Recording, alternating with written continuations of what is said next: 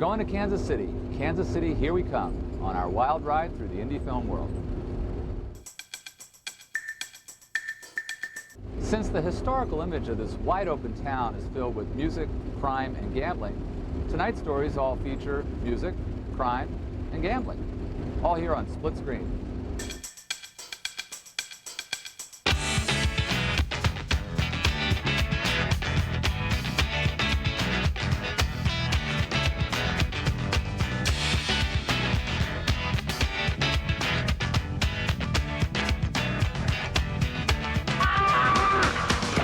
Someone once called me a bagman for independent film, but I'm strictly an amateur. In Martin Scorsese's reality-based Casino, suitcases full of cash are flown back from Las Vegas to Kansas City each and every week. But this isn't the only place that skim was going. Joseph Alexander investigates the real casino and the real meaning of the words back home. You know, everyone all around the world, for that matter, associates Chicago with gangsters, Al Capone, rat-a-tat-tat. They don't know English, but they know Chicago and machine guns. We're heading down to Chicago, to the Windy City, and as you may recall in the movie Casino, characters were constantly referring to back home. You know? Back home. Back home, exactly. Back home. Well, the back home that they were referring to was Chicago. All right, my discussion with Joe is in reference to Norman Rosenthal, a.k.a. Frank Larry, and also known as Lefty by his immediate friends. We would go to Vegas as a family, and I was a very young child. I mean, I was probably 8 or 9. I remember that this guy named Lefty used to pick us up at the airport and drive us to either the Stardust or the Sands Hotel. All right. Let me take the time to explain a few things here. First off, you've got Frank Lefty Rosenthal, who's a basis for the Sam Ace Rothstein character, played, of course, by Robert De Niro. Then you got Tony Spilotro, Nicky Santoro in the movie, played by Joe Pesci. Then you'll also hear about guys like Alan Dorfman, who was Andy Stone, played by Alan King. Then you have Alan Glick, who was Philip Green in the movie, played by Kevin Pollak. Then we'll also talk a little bit about Frank Balistreri, who also makes up that composite character of Remo Gaggi. All right, so pay attention. Let's continue. Well, I don't like arrogance, and the man was totally arrogant. Other than that, I guess he was okay, but I couldn't tolerate, like I said, his arrogance and know-it-all attitude, that he knew better than anybody else.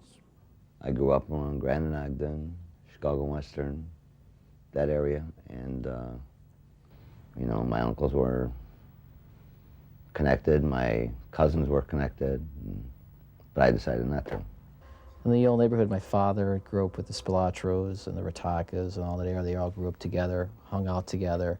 That's how their association became, all of them around when they were young kids. They were mean.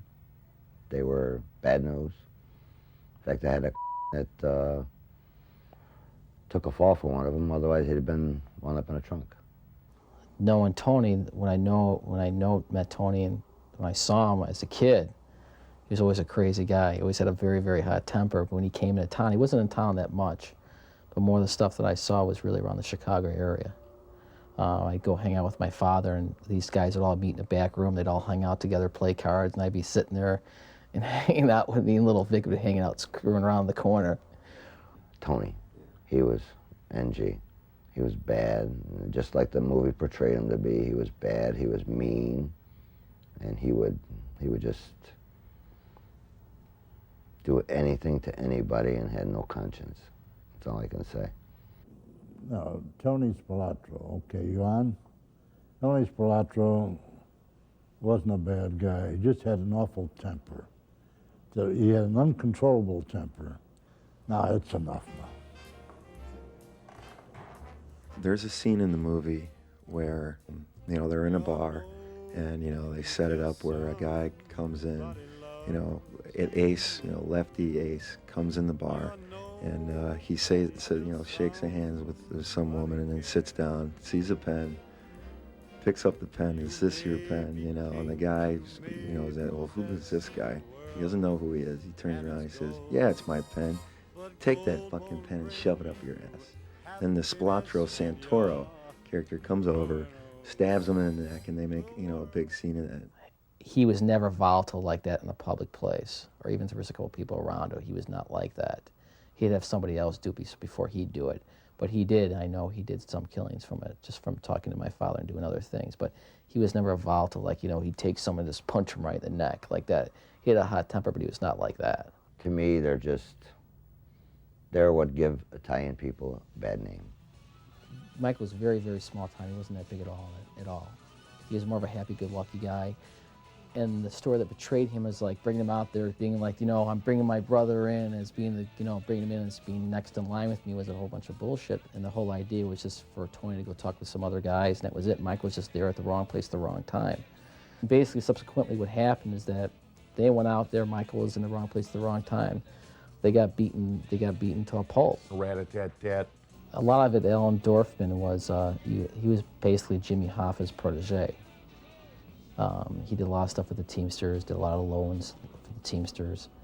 Well, this is the hotel where Alan Dorfman, the Andy Stone character played by Alan King, this is where he was gunned down.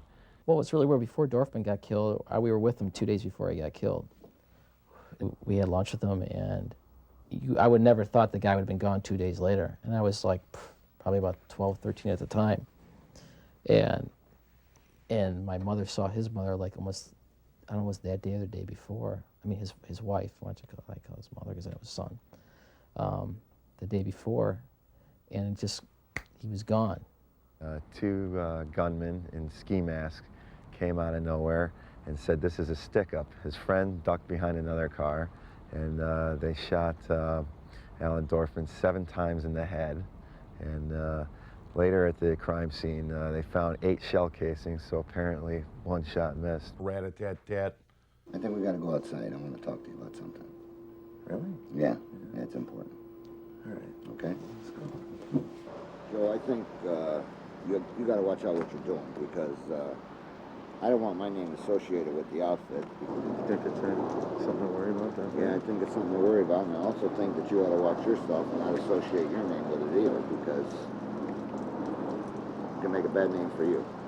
Think so? Yeah, I think so. All right. I'm real concerned about it. All right. Okay? All right. I agree. You're hearing things like, don't say this, it could get my place blown up, or don't say this, because you could get somebody killed or something. And we'd walk out, we'd always have a remote car starter on the car. It was funny because it didn't start a couple different times, like 6 months apart, which was kind of scary because you're thinking, well, we're not going to get in the car. We didn't get in the car. Sold him a car, a brand new Oldsmobile, and maybe about 3 weeks later, he found him in the trunk of his own car. Car that I sold him. No, it's enough now.